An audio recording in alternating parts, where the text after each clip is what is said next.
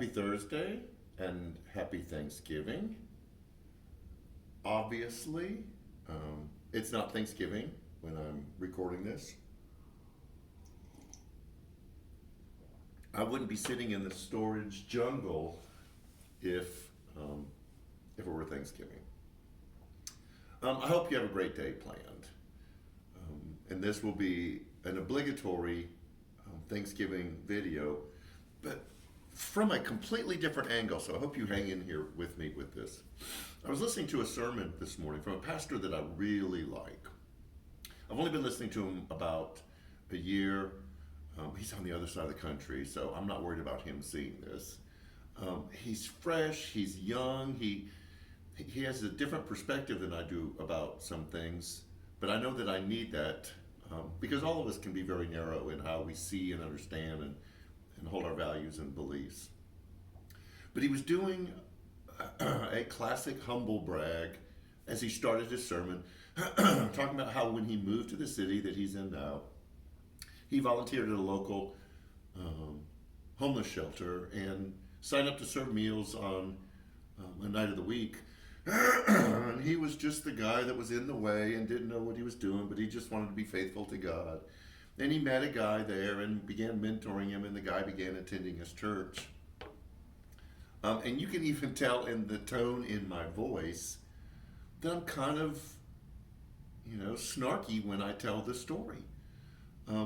It's a great story. This is a pastor of a very significant, well-known church who followed a really tough pastor before him. He's new there. That was just trying to weave in what it looks like to be a good person, to be a person who follows Jesus. And I felt this thing rising up inside of me, kind of going like, oh, well, you're using your platform to kind of let everyone know how great you are, which I felt justified in until I realized he's genuinely a good guy, and the issue was with me. And so I was trying to dig. I was journaling this morning. I was trying to figure out what that was inside of me that was causing me to do that. And I recognize appropriately as we're going into Thanksgiving that there was something inside of me that needed some work about what gratitude was and what generosity was. And what does it mean to live a life fully immersed in thankfulness? And I will hit this one specifically when I go through what I've written down. My first thought is gratitude is kind of like generosity. We like to think we're generous people because we will hear an appeal or we will see someone who can't pay their groceries or can't pay for a meal at a restaurant. And in that moment, we will respond and we'll give them money. If there's a drive at the church about donating to something, we will give to that, which is a generous act, but it's not necessarily living generously. It's not going through life constantly looking for ways to let go of what we're holding on to and sharing what we have with others. So we understand that there's a difference between responding to moments to be generous and actually living generously.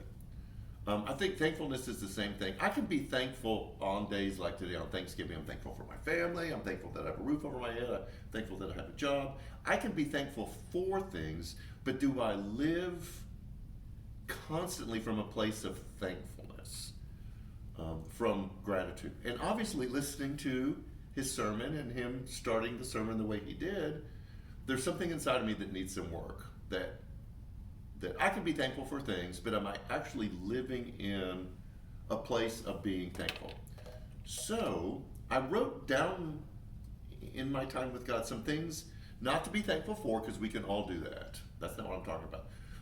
But signs. What does it look like to actually live from a place of thankfulness? Like, how would we know that one of our foundational beliefs and practices and what drives and moves us is gratitude? So here were just a few thoughts. That I live in a place of no fear. That because I'm living grateful, everything that I have is a gift, which is another one. And so there's not this fear of someone else taking it. There's not a fear of my lifestyle changing or somebody doing something that would change the way I would live that then would force me into not being thankful. I'm thankful for wherever I am. Paul talked about that in being content. So knowing that we're living from a place of gratitude, of thankfulness, means that we don't have a fear of it disappearing. That was for me.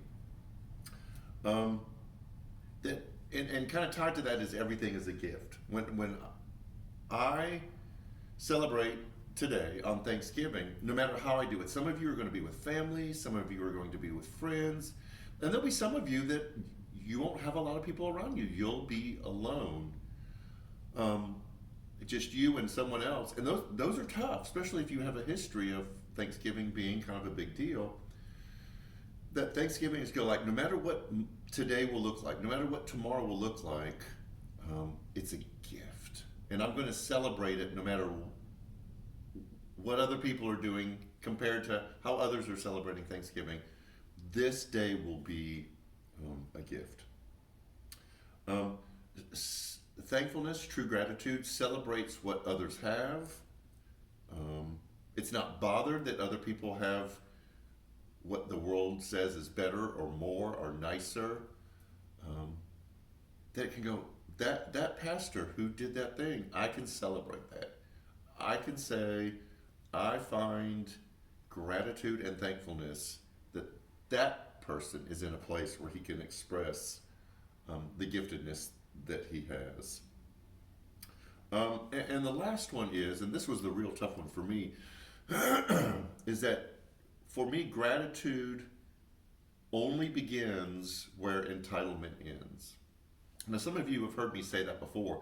What that means is everything that I think I deserve or I worked for or I earned, I'm not going to feel grateful for because I felt like I did it on my own. And that true gratitude only begins at the other end of that when you go like, well, I didn't earn that, I didn't deserve that, I didn't work for that. Then thankfulness begins there.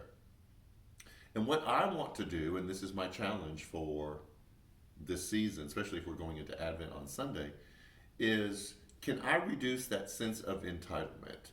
That everything that I have, my house, my car, my job, whatever it is in my life that I feel like I've worked for, can I not see it as something that I deserve or I'm owed or I'm earned? But it's a gift. Everything is a gift. I don't deserve anything. I'm not owed anything. And what that does is it does open our hands. It does loosen our grip on the things that we think are important. And we can just be thankful for everything.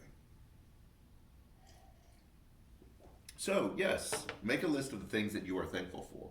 But also do some inventory on this day and through the season of Advent of what are some of the signs that you are living from a place of gratitude, a place of thanksgiving.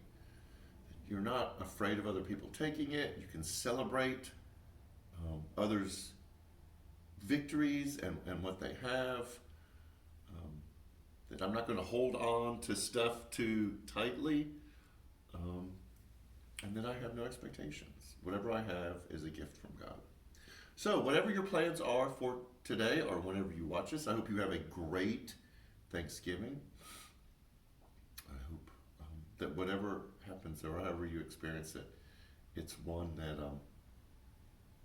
makes you reflect on how fortunate we are to have what we have. So enjoy your time. Have a great weekend. And Sunday, we're here starting Advent. So join us for that. Happy Thanksgiving.